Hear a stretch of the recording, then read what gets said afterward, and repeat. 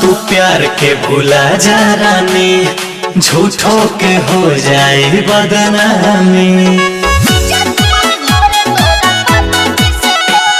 सुना तू प्यार के भूला जा रानी, झूठों के हो जाए बदनामी। तुहर हरकत दिलवा न सहे,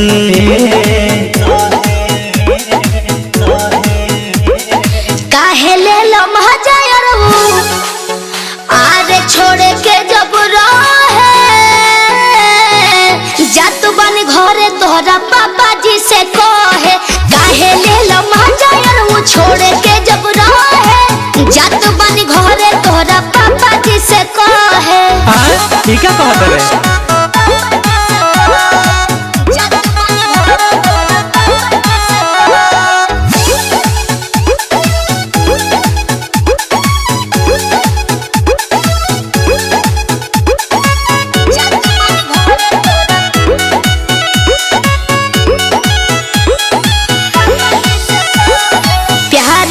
यार अब सवाल करम हो, छोड़े के जब कहबो तो बवाल करम हो। ऐसे कैसे छोड़ देबो हो? बीतल जवन साथ रहे बचपना, ऊंच नीच हो जाए हंसी जमाना। घूमे लगलो तू अब चाहे तोहे, अब हम घूमे लगनी तब का काहे ले लम्हा जाय रहू आरे छोड़ के जब रहे, जात बन घरे तोहरा पापा जी से कहे। के तोहर बात लोर अखिया से ढोरे, जात बन घरे तोहरा पापा जी से कहे।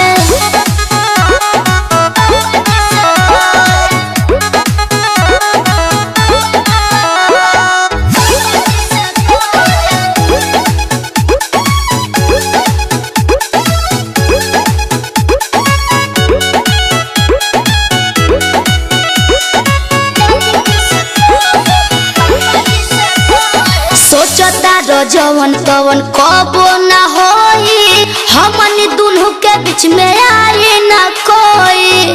बुझाई कान खोल के सुन लो। समझे के कोशिश कर कहीं हरमेसी, कुल बात जाने ले प्रकाश परदेसी। कहे रंजित के माथा लगलू माहे,